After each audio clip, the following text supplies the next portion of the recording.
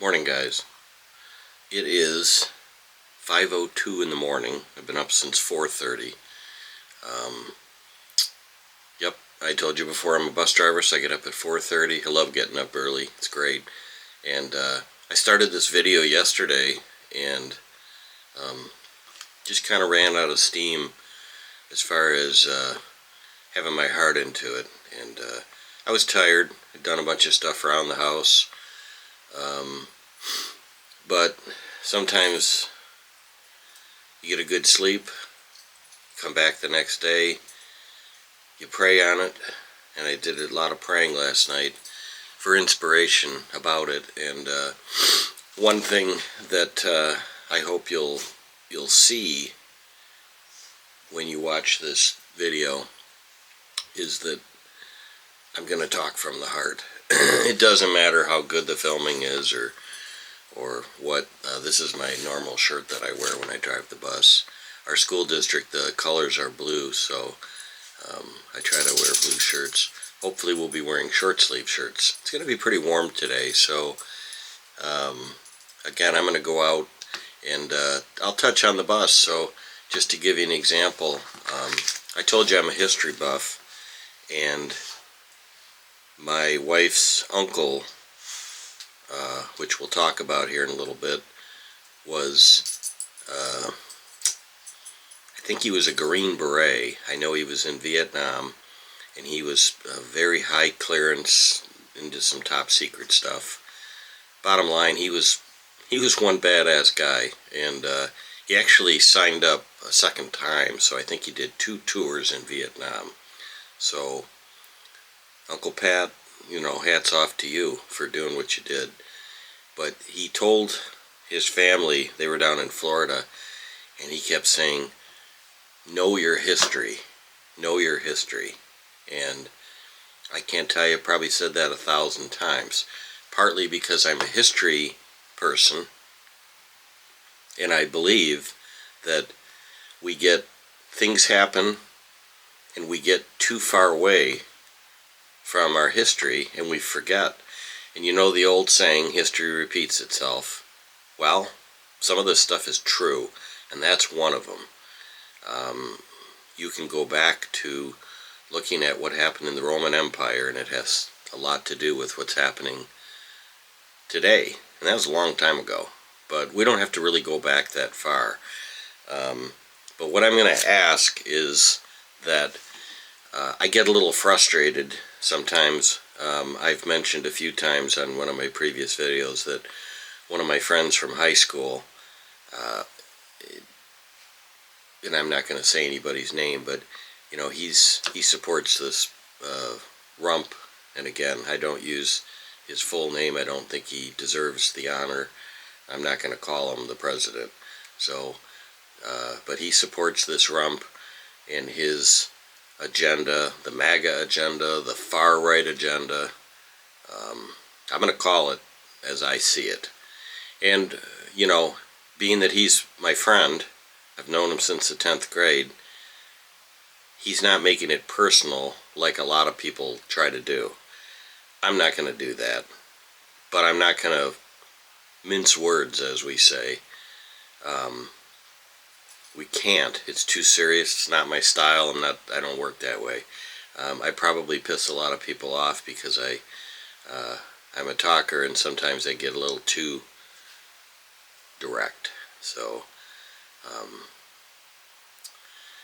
but here's what I'm going to propose, and here's what's frustrating to me. You try to have a lively discussion and bring up issues, and I'm going to use this as an example.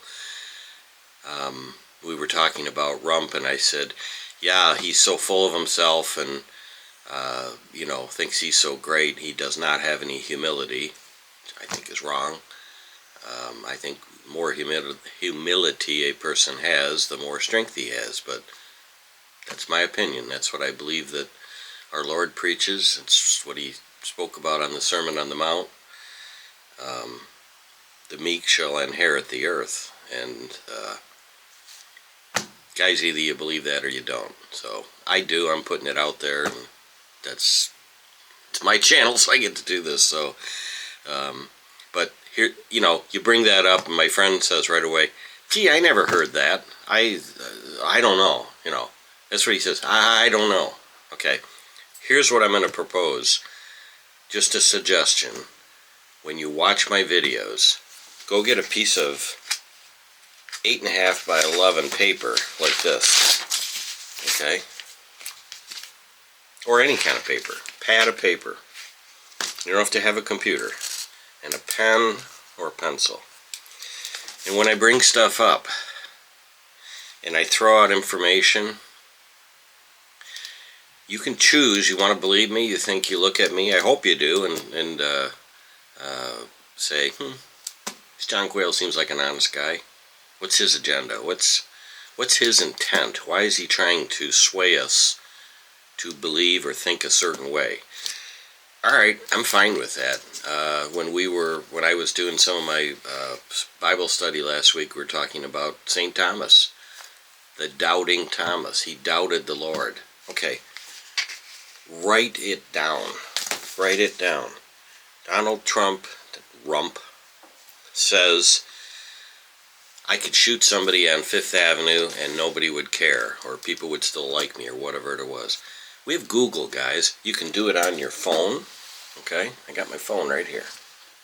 It's a freaking computer in your hand. I have a desktop computer. I have a laptop over there at my other desk. You could borrow.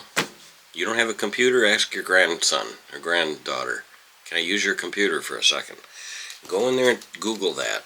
And then when it comes up, fact check it. And find out if it's some left-wing thing that was made up. Or maybe you can actually see a video on YouTube or on the internet, on any website, of Rump actually saying that. And yeah, I'm sure my friend might say, oh, maybe it's AI generated. So you got to go to multiple sources. I'm going to challenge you and say that most of this stuff that I'm bringing up is not the kind of things, because the other fallback that people use is, they took it out of context. Okay. Go write it down. And go on the internet and look it up for yourself. And look it up under multiple sources. Go to Fox News. I mean, they're gonna spin it their way and tell you that Donald Trump says that Rump, I keep saying it, sorry, I can shoot somebody on Fifth Avenue and everybody will like me. And they're probably going to spin it and say, that just shows you that the American people love this man. He's, sent by God and we all should kneel down and adore him. Okay, but he still said it. And you can fact check me, and if you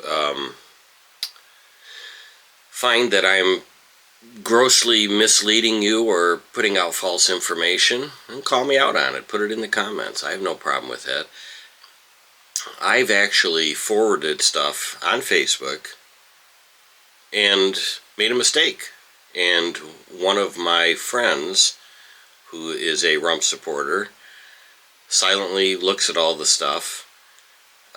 She's nice enough to not come out and start, bashing me, but it was something that, let me put it this way, it was something that said something like, Rump misallocated, $400 million worth of funds in this department, and she was right there and said, nope, it was only 300,000, and I said, you're right, and I took the posting down.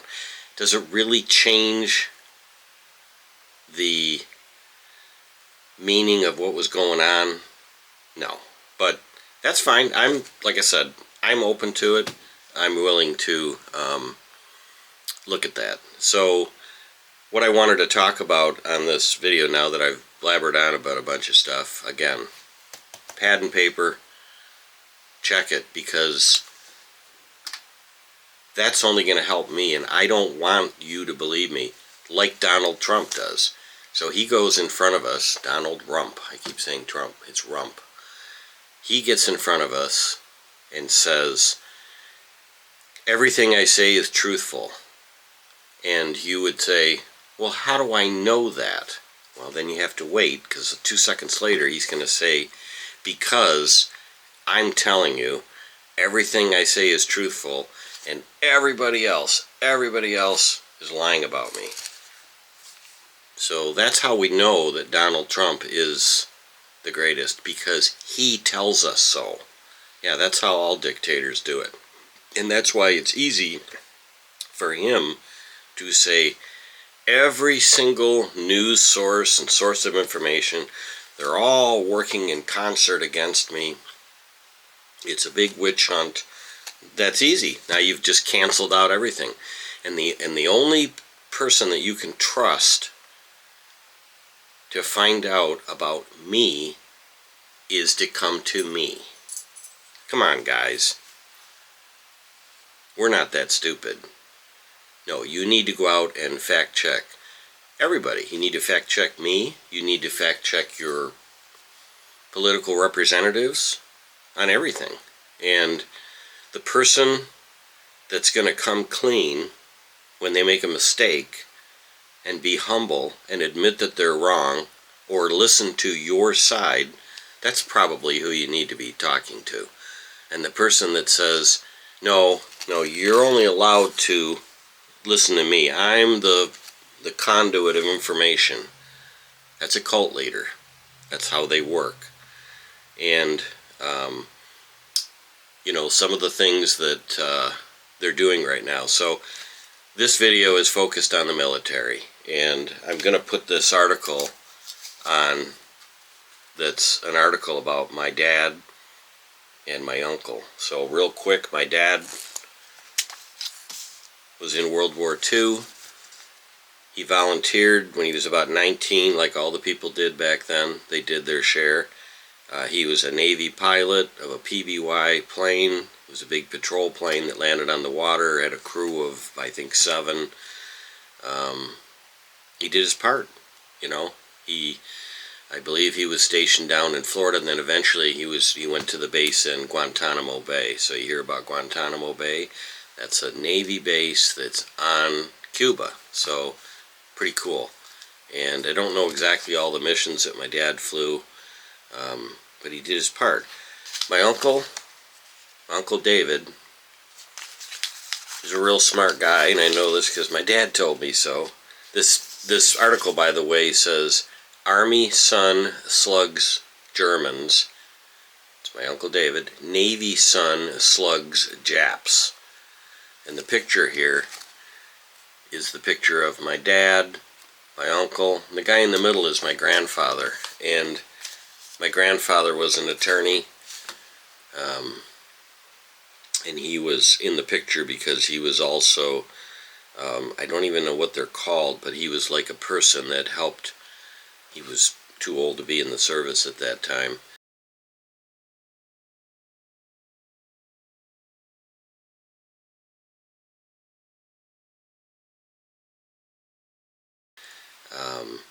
Like a civil alert person or whatever. I'll look it up and put it on here. But anyways, these people went there and did what they had to do. My dad didn't talk a whole lot about the war. Like any person that went through the war, it was traumatic. He had good times and bad times. So he did speak to me about some horrific things that happened to his friends, but that's not what I want to get into at this point. My Uncle David was a real smart guy. According to my father, he had a genius IQ. He had 2 degrees. I know he had one from Columbia University, so I believe his degrees. He had a degree in art. He was an artist. And he also had another degree, and I believe it was in English. So he's very smart. He ended up, if you read this article, it talks about the Silver Star. He got twice cited for gallantry in action against the Germans. So I'll relay what my dad said. He was on foot with a walkie-talkie, those big giant ones they had in World War II, walking out in the street, drawing out the sniper fire. Germans were up in the buildings. This was in France. And he would see the snipers firing, and he would get on the walkie-talkie, Tell the guy in the tank behind him, third window up, second window over, that's where you need to aim, and that's how they took out the Germans. So, yeah, they were fighting fascism. That's what this is about. That's what our country is going towards. We have a fascist leader that's trying to take over our country. And my appeal on this YouTube video is to the veterans. Donald Rump has not shown the correct respect for the veterans. So I have some problems. I'm going to air them right now. John McCain, Senator John McCain, was an American hero. He went to Vietnam. He was held captive. He was a fighter pilot. He got shot down. He didn't do anything wrong. I mean, it wasn't like he was flying the jet wrong. A lot of them got shot down. And he went to the big, I think they nicknamed it the Hanoi Hilton, with all the other men. And for whatever reason, I don't know. But again, remember, use this. Write down John McCain. Read his story. Why is that important? I'll tell you in a minute. Because his dad, maybe his grandfather, but I know his dad for sure, again, check me, was a pretty high up, well-known military person. And for some reason, the Viet Cong decided that they were going to let him out early. Kept him there for a year or so. They tortured him. They hung him from ropes from his arms. That's why when he became a senator, he had all of his life, he had problems with his shoulders because they tortured him. And he said, no, I'm going to stay with my men. I don't want to get out early. The guy's a hero. Even if he hadn't done that, just being there, and all those other men that were in there, those are American heroes. And why am I saying that? Because Rump disrespects people like that. Because Rump can never be that person. He looks at military people as suckers and losers. When he walks through the military cemetery, his comments are, I don't understand it. What are they getting out of this? Rump is a very transactional person. In other words, everything is centered around what's he going to get out of it. So to go serve your country and sacrifice yourself and put yourself in harm's way, he can't even relate to that. Now, I was not in the military. I'm going to tell you right now, I was not in the military, but I have the greatest of respect for the people that were. And I'll give you another example of, you know, the things that we're going through right now. So anyways, I would appreciate fact-checking. And I know that when Mr. John McCain, Senator McCain, passed, his family, and it probably was his wishes too, were that they didn't want Donald Trump anywhere near that funeral. Not that he would have gone, but he made some disrespectful comments. I remember one of them was that I like people that don't get captured. Yeah, that's real easy for you. So, FYI, Donald Trump avoided going to the Vietnam War by claiming that he had bone spurs. Paper, pencil, look it up. Really research it. There's a big one. And the doctor that claims that he had the bone spurs, he's dead now. The medical records have disappeared because Rump made sure they were gone because he doesn't want anybody to know. His parents paid this guy off to keep their son from going into the military. So while he was dodging doing what he had to do, you guys, I'm aiming this video at the veterans because we need you. You guys did what you had to do. And this guy's a chump. And there were quite a few veterans that voted for and supported Rump. Now here's the deal, guys. We as a nation have to be at a point where we don't say, "I told you so." The veterans deserve our respect all the time, and they're humans, just like us. We're all humans. We make mistakes. We get misled. We get misinformation. And the veterans have always been there to save us. If it wasn't for the veterans, we wouldn't have won World War II. And they made the ultimate sacrifice. And go to a military cemetery sometime and just look at the grave sites. Those are all people. Those were people's sons, fathers, brothers, sisters. They made the ultimate sacrifice. Our president, Mr. Rump, he can't figure out, because of the way his narcissistic brain works, why those guys, that's why he calls them suckers and losers. Mr. Big Shot, big man on campus. Yeah, right. You should be on your hands and knees thanking these guys for what they did and honoring them. I'll tell you another part of the story. My son-in-law gave me a book, and this might not appeal to everybody, but for you history buffs out there, and I looked on my YouTube channel, and it has all these analytics, and I'm not a big, I've only put out a few videos, just getting started here, but it's starting to get some traction. Anyways, my son-in-law knows that I'm into history, and he gave me a book, which I need to read. I started reading it. I'm going to be the first to admit, I kind of get into this computer thing here, and it's about the Battle of the Bulge. Okay, it's a name, right?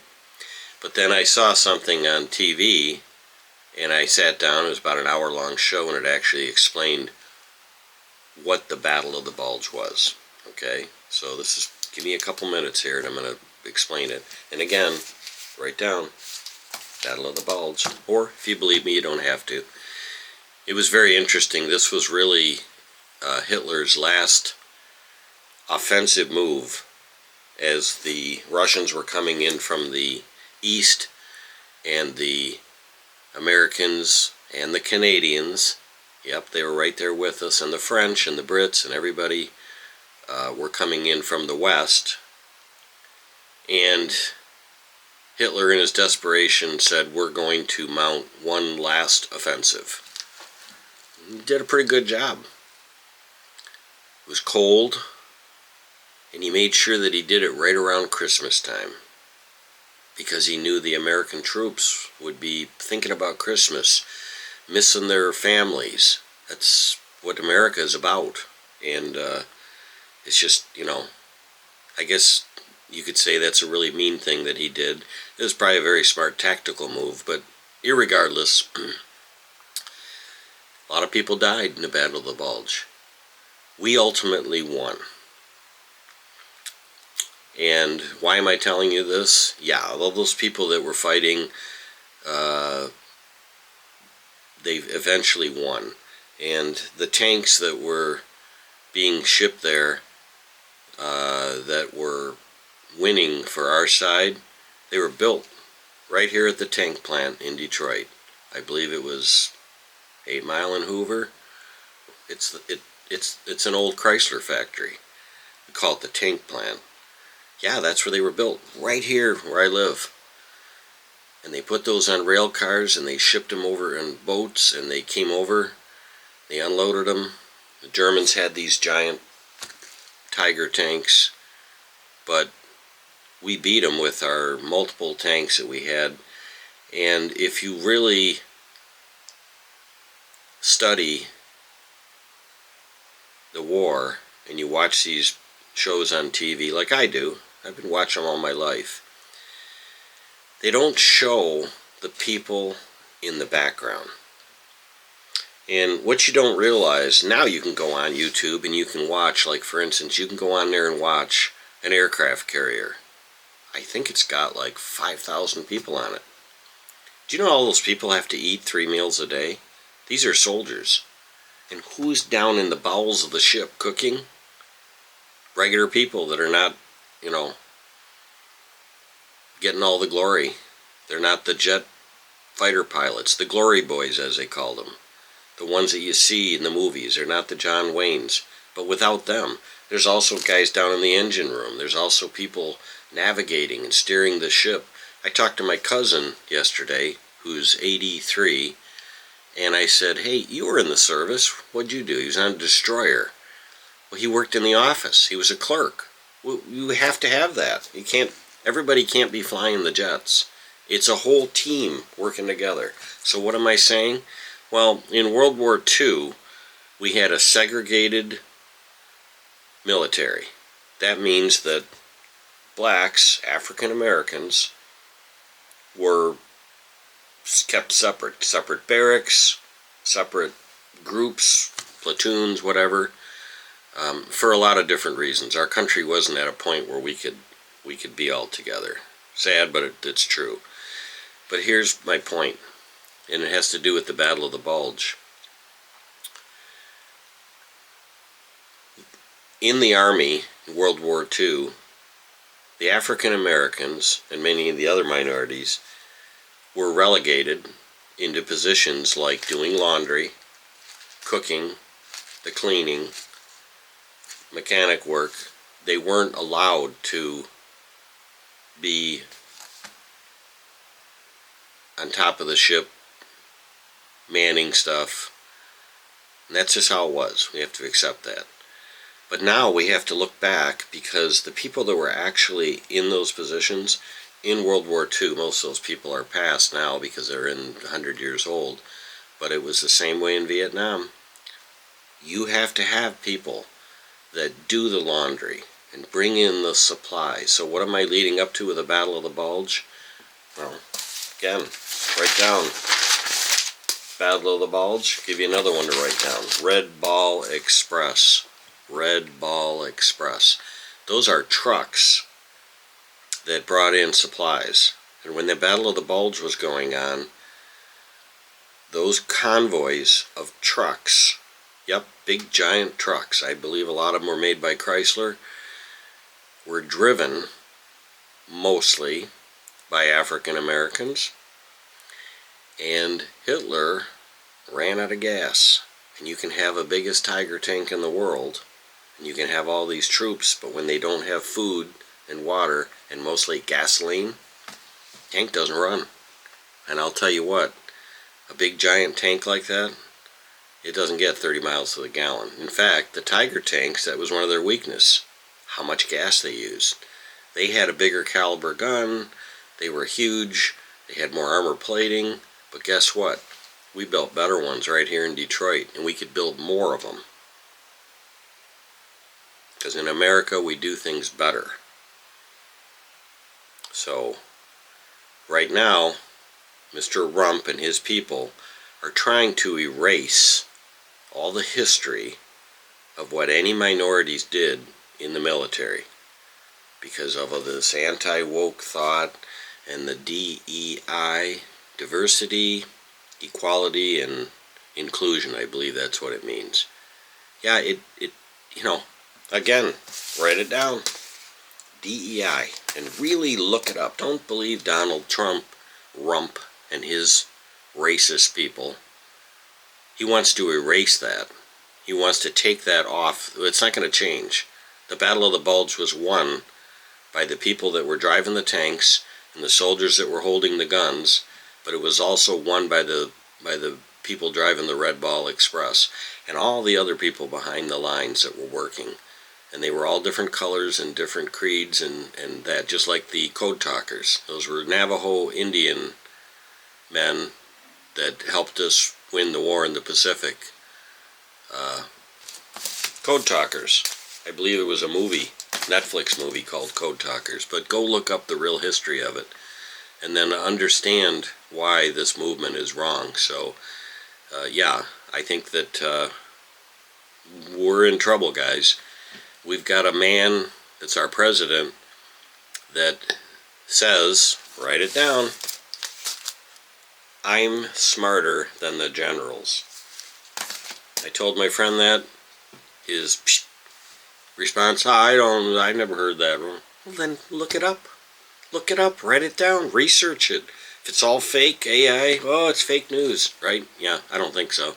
I think you'll be able to find lots of stuff from multiple sources, and you can see Mr. Rump saying that. I'm better than the generals. Really? How's that? You've never even been in the service. Because you're a draft dodger. So what am I pointing at this on this video? I guess I'm looking to the vets. I guess this is John Quayle's way of saying, guys, we're in trouble, and we need you guys. We need you guys. For you guys that supported him, and I think you made a mistake if you feel that way, no one's going to rub it in your nose and say, yeah, I told you so. No. We're going to say, join us and help us, guys. You're the guys that we need. You need to stand up to this. He wants to turn the military against the American people. That's why he got rid of General Milley and all these other top officials. Well, guess what? If we get into a conflict, we're not going to have people that are qualified. What we're going to have is a bunch of people at the top that he put in that are his yes men, that won't say no to him. That's all that's important. Loyalty. And recently we just had a bunch of people fired from I believe it's the NSA, the National Security Administration, I believe it's called. And again, write it up. It's easy. It's so easy now with the age of information. This age of information is working against us, but it also can work for us. And inform yourself. Mr. Rump took advice from a lady named Laura Loomer. Laura Loomer. Write it down. Go in there and look. I did. I'd never heard who this person was. And then he fired all these people, and these are people that are into cybersecurity, protecting our country from countries like Russia. They're constantly trying to get into our power grid, constantly trying to break into our military, into the Pentagon, into our systems. Why did they fire all these people? Because this Laura Loomer, who's some conspiracy theorist, yeah, how'd she get herself famous? She said 9/11 was an inside job. Come on, guys. The President of the United States is taking advice from conspiracy theory people. Really. But don't believe me. Look it up. Look it up and make your own decision. I'd love it if you came back on the comments and called me out on it and said, no, she's great. She's a military expert. She's a very stable individual, and maybe we should make her a top military official and give her a cabinet position. But yes, he's spent quite a bit of time with this person. Yeah, it's wrong. Just like people don't like it when, my friend, my other friend that I had the discussion with, he says, I don't like being called a racist, okay? But I'm going to tell you something right now. Look up Nick Fuentes. Nick Fuentes. Paper and pencil. Do it. He was invited down to Mar-a-Lago to have lunch with our president. He's a Holocaust denier. A Holocaust denier. Now, that's an easy one. We have all the concentration camps over in Europe. They're all museums now, to make sure that the world can see what we don't ever want to do again. And the President of our United States is snuggling up to a guy like this. What my uncle did when he landed at Normandy on D-Day and went through France and stopped Hitler. Hitler had a bunch of ovens going and they were burning people. People that he didn't like. We don't want to go towards that. That's called fascism. That's what Rump is trying to do. He's a fascist. And that's why this military thing that he's doing right now. The other part of it, and what time is it? It's about 5:40, so I'm going to cut this off. I'm going to go deliver the kids in the school bus and pick them all up at their houses now. I love doing this. It's so much fun. And drop them off at school. Then I'm going to come back and finish this video. But I'll leave you with one thing. So I'm going to climb into my 2000, I think it's a 2018 Bluebird, 40-foot Bluebird school bus. Regular old standard yellow school bus. It's a riot driving. Holds about 77 people, I think. Put 3 kids in the seat. I think the last 2 seats only hold a couple because of the emergency door. Right? So I get in there. The name of our bus, you're going to get a laugh out of this, guys, is Milk Run Mabel. Why did I name it Milk Run Mabel? Well, there's a couple reasons. So Milk Run Mabel, write down, milk, the milk you drink, run, Mabel was the name of a B-17 plane that was shot down over Belgium, I believe. I think most of the crew lived. I am a history addict. I am a B-17 fan. And I wanted it to be a milk run because dropping my kids off and picking up the empty bottles, taking them back to school, it's kind of like a milk run. They called the B-17 a milk run because you'd load up all the bombs on the plane, they'd fly over Germany, drop all the bombs, come back, reload the plane. The men nicknamed it, yep, we're going on a milk run today. I don't know where they got the Mabel, but I also do that because the kids see that. I have it up on the top inside my bus. And they go, Mr. John, why did you name it Milk Run Mabel? And then I'm light up like a light bulb and I can say, well, have you guys ever heard of a B-17? And maybe I can get a little history in and teach the kids so that they understand that the world wouldn't be what it was if it wasn't for our veterans. So I'm going to leave you with that. I'm going to climb into Milk Run Mabel. I'm going to get her all warmed up. It's going to be warm this morning. It's in Michigan here right now. It is 48 degrees. It's like Miami Beach. So I do not have my long underwear on today, and I do not have my insulated boots. My heater's going to warm up really quick. I'm going to say some quick prayers before I blast off, and then I will see you after I get done doing my delivery of kids, and we'll continue this discussion. All right? We'll see you then. Thanks, guys.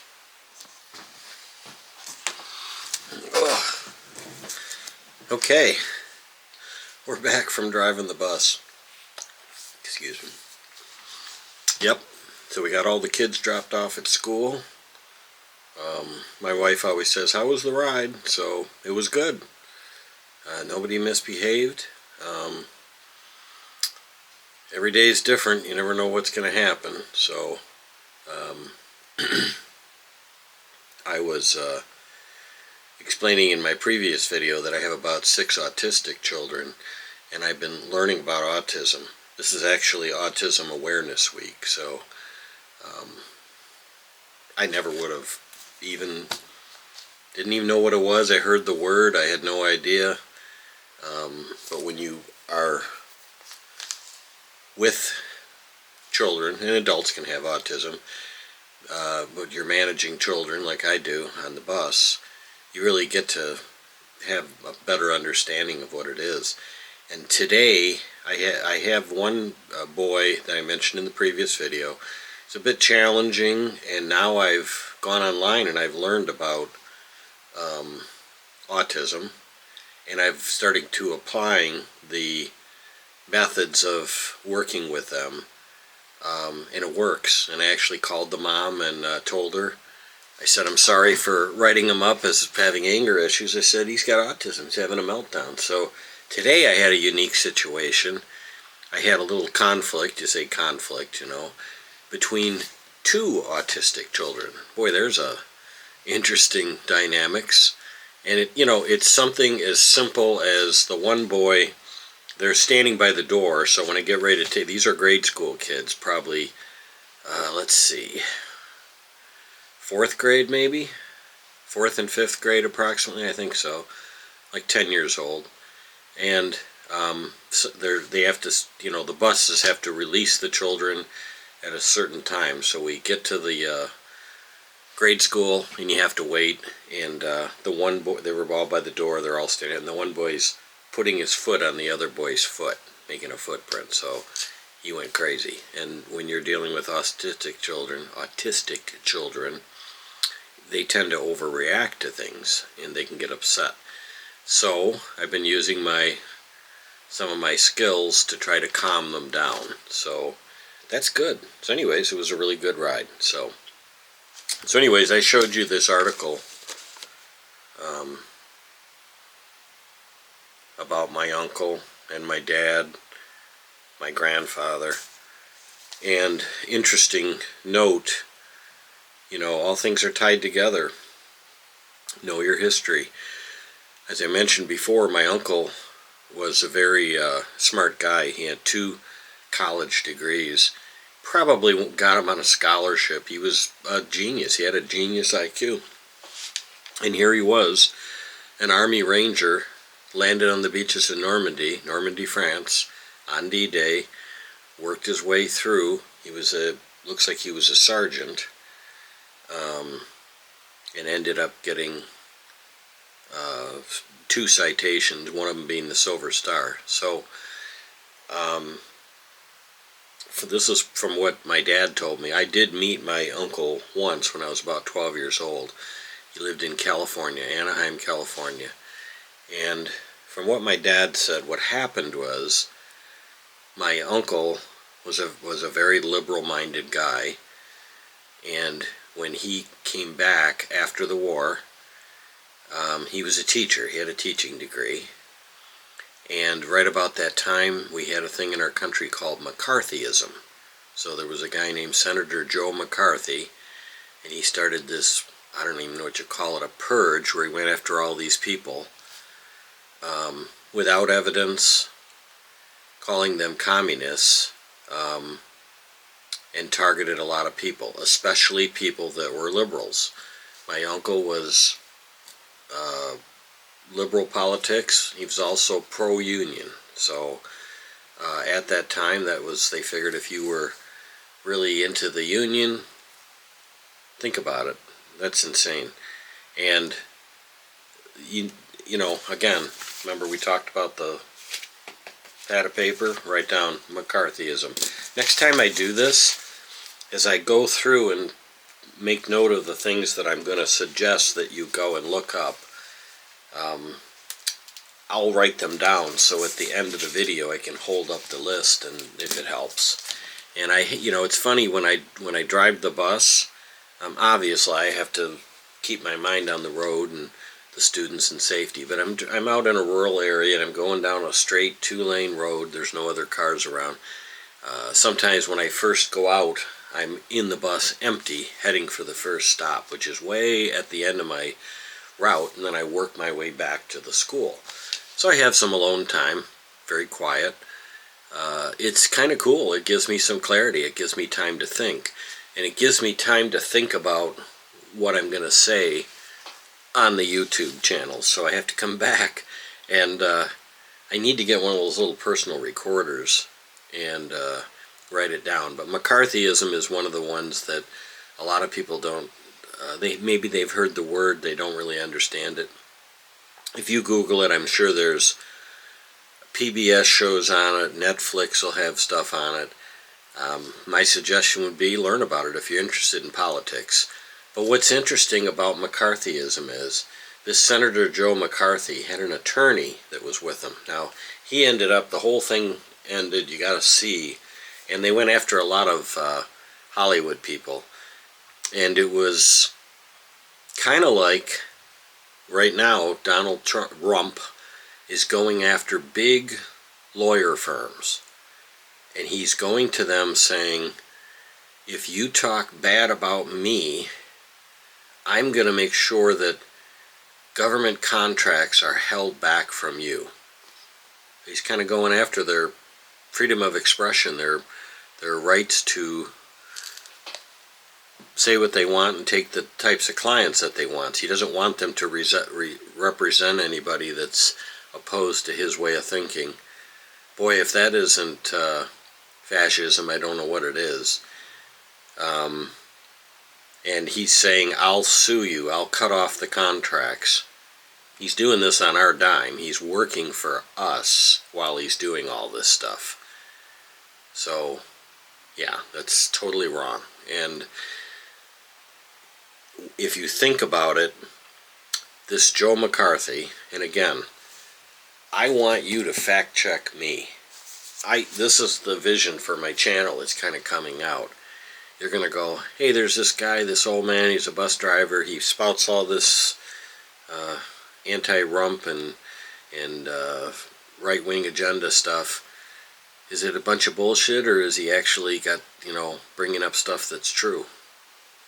I'm going to challenge you. I'm going to say, you go compare what I'm saying to the facts. These are history. And don't just look up one source. Go to Fox News if you want to see what their vision on what McCarthyism is. You can go to Wikipedia. You can go to all different sources and learn. You should. And this Joe McCarthy, he ruined a lot of people's lives and careers, including my uncle.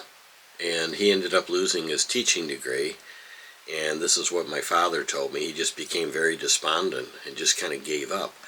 Now, I compared that to, I was telling you earlier, when I went to the protest, I see a lot of Vietnam veterans at these protests. And they're online, too.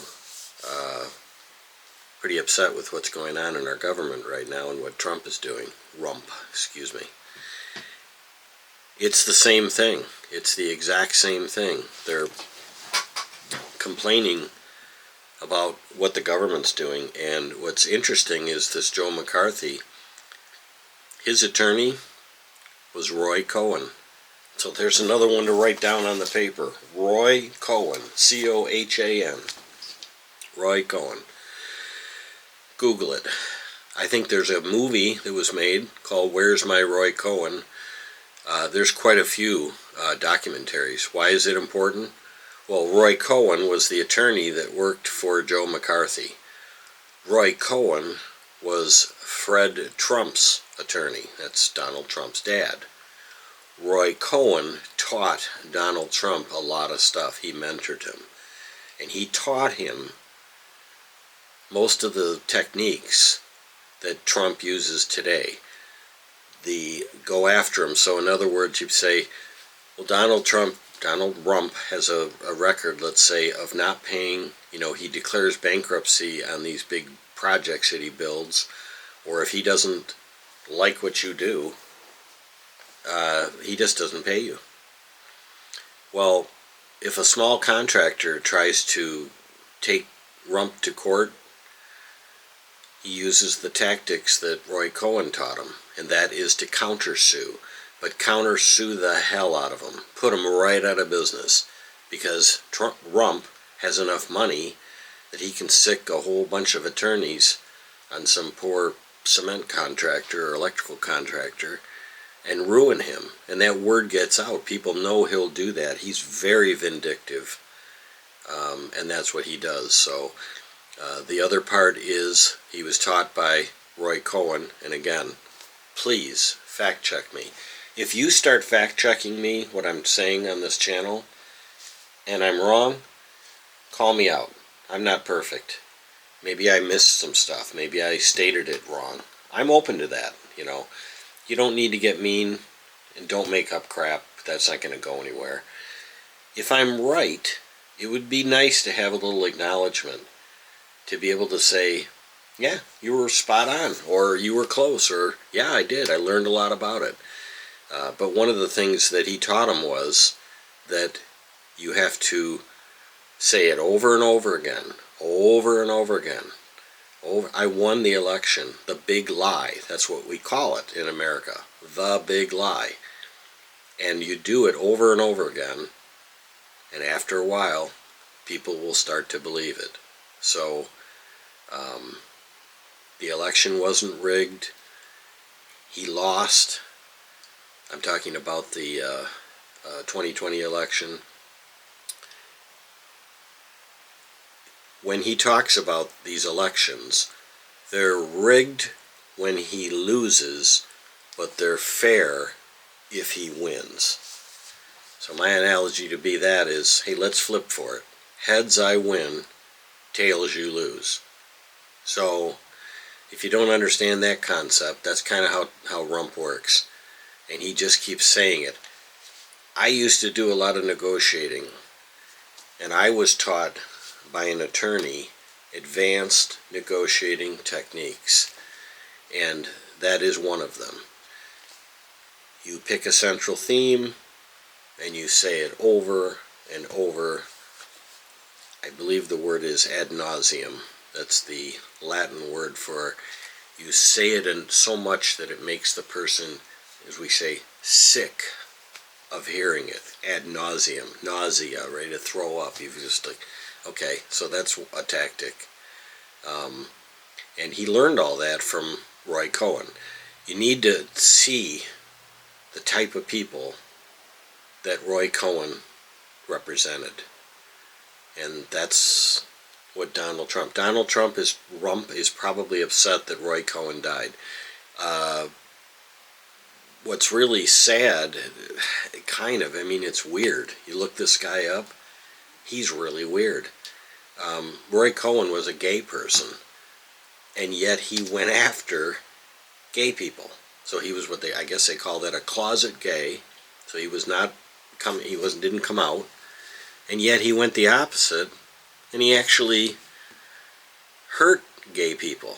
That's kind of weird. Wow, he was pretty messed up. And just at the end of his life, and I believe he actually died of AIDS, he had a big yacht, and according to what I read, that he would go around, and he couldn't even pull in to many of the ports. You know, this wasn't some little tiny boat. He had a lot of money, because he represented the mob, too. That he couldn't even pull his boat into many of these big ports, because he had stiffed so many people out of money. Well, the President of the United States does the same thing. And he gets away with it because you make a bad comment about him, people are afraid of him. He could come after anybody, you know. If he came after a person like me, I don't even have an attorney. I mean, I couldn't afford much. I'd have to try to get a free attorney or something. I don't know. Is that right that he does that? He's a mean and vindictive person. So, and then to close up our thing here, I'm going to read you something. Rump and the Doge and this Elon Musk. This Elon Musk is not an elected official. He's been appointed by Trump. Rump. He's got a whole bunch of people that are working with him. This is odd. People need to figure. They refer to Mr. Musk as the richest man in the world. Well, the richest man in the world helped Rump get elected. So that was their deal. I mean, I don't think there's any hiding there. From what I saw, he gave Rump $270 million, so that's roughly $250 million to get elected. He bought his way in, and then why would this Musk want to go around? You know, you see him on the stage, he's got a big chainsaw. You have that right there, shows you there's no rhyme or reason to what he's doing. Well, the veterans that are watching this, or if you're not a veteran, doesn't matter, he's cutting all the services and doing his chainsaw thing at the Veterans Association. You guys saved us. You saved us by doing your service, risking your life, taking time out of your life to serve in the military. And now this guy comes along He's never served in the military, as I know of. I don't know much about Musk. I know he's originally from another country. Trump evaded the draft during Vietnam. He has no respect for veterans. Yet there were some veterans that voted for him. You guys need to think that out. Now that he's in, he got elected, now he's going to go to the VA and slash and burn, and you're going to sit by and watch that?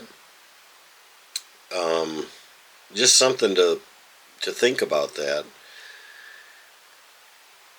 Trump has spent 57.5 presidential salaries worth of money golfing in 2.5 months.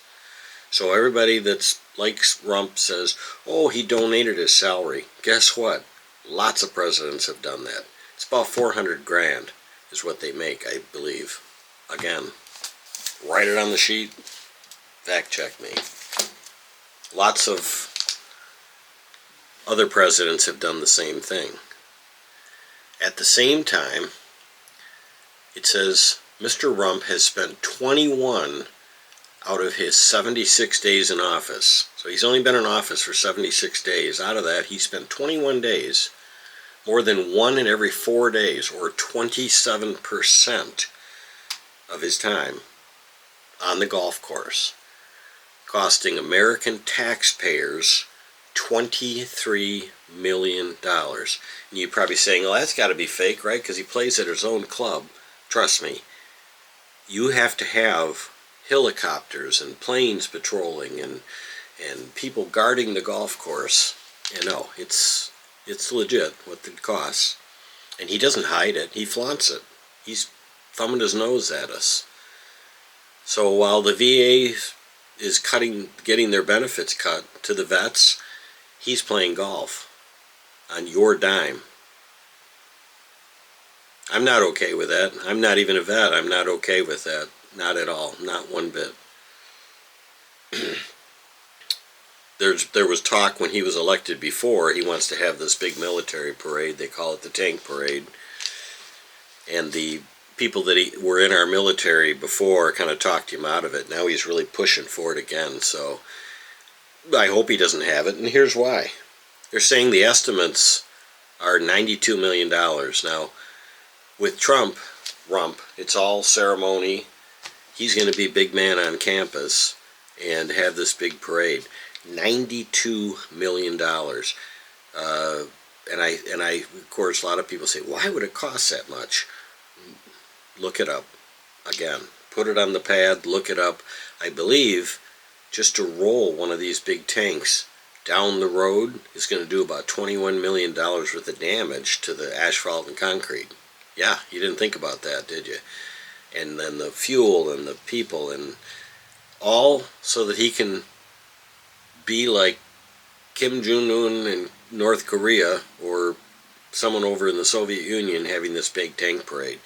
And you know, it's interesting, when I was looking up some of this stuff, I came across Dwight Eisenhower. I know a lot of you are too young to even understand who he is. He was the head of the armed forces during World War II.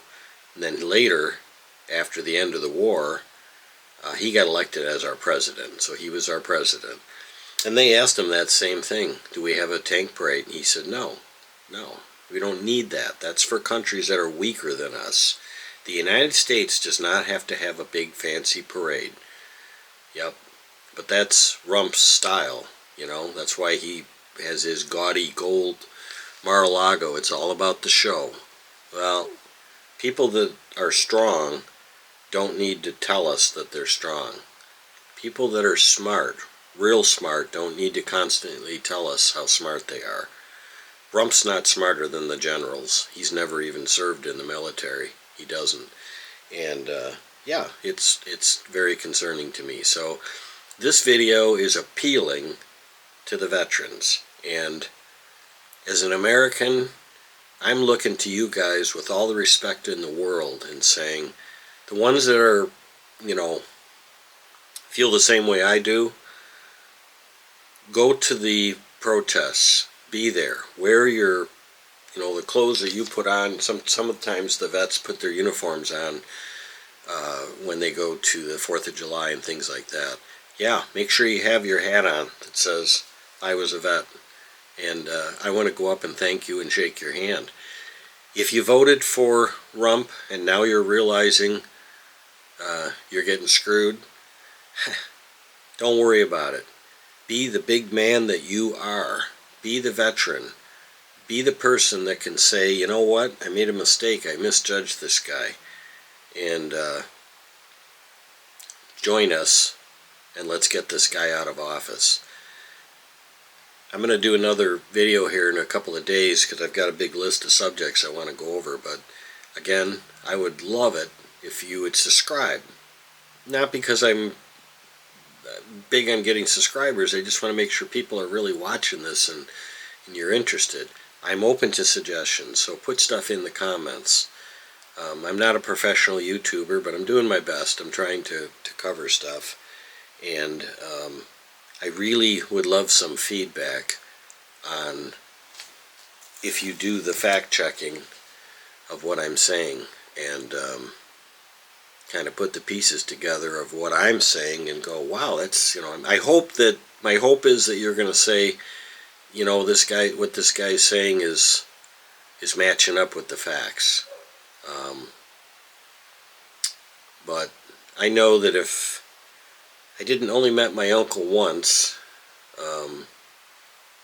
and I was 12 years old, so I really don't remember him that much, but I know my dad had a lot of good things to say about his brother. He respected him quite a bit, but I can speak for my own dad, and my dad was a conservative. He was quite conservative. He had his own business. He did quite well for himself. This country was good to my dad. Unfortunately, my dad died of alcoholism because he let that addiction get to him. And a good man, we lost a good guy there. But the point is that, I was talking to my wife the other day and I said, I wonder where my dad would be in all these politics. Because he was a pretty conservative guy. But I thought about it, I prayed about it, I was dreaming about it last night, and I know the answer. There's no way, there is no way my dad would be behind any of this rump stuff or this right-wing stuff. Number one, he was too kind of a person. He was not a mean person. No, he would see right through him, right through Rump in 2 seconds. He was a stand-up kind of guy. So, yeah, I miss you, Dad. Wish you were here, but I'm going to try to represent you the best I can. So, anyways, everybody have a great day. I'm gonna get some stuff done around the house here. Take my little 45-minute nap, and then I'm gonna go get the kids at school. And pick them all up and drop them off at their houses. So I go back to the school about 2 o'clock, take off at 2:15, and then I go over to the middle school, pick up the kids, high school, pick up all the kids, zoom out in the middle of nowhere and drop them all off at all their houses and subdivisions, and then run back and go over to the elementary school, pick all those kids up, go over to the school where the first graders and the preschoolers are, pick all those kids up, and deliver all of those kids to their respective houses. So it's fun. In the morning, almost all the kids, little kids and big kids, it's morning. They're kind of subdued a little bit. In the afternoon, man, they're piped up, man, and it's going to be warm today. So I'll probably have my shorts on and a short sleeve shirt. Well, when the temperature goes up, the kids go up. We're going to have a good time. But they're going to be hooping and hollering, and like I tell them, they can do anything they want. You can't burn the bus down, and you just stay in your seats when the bus is moving. I'm pretty easy with the kids. They have to follow the rules and keep their feet out of the aisleway and stay in the seat. Other than that, they can sit wherever they want, pretty much. And as long as everybody's getting along, it's pretty good. I wish I could show you some pictures, but I can't take pictures on the bus. We're not allowed to do that. But It'll be a fun time. So anyways, I enjoyed being with you today, and hope you enjoyed the video. Look forward to your feedback, and I'll see you in the next one. Adios.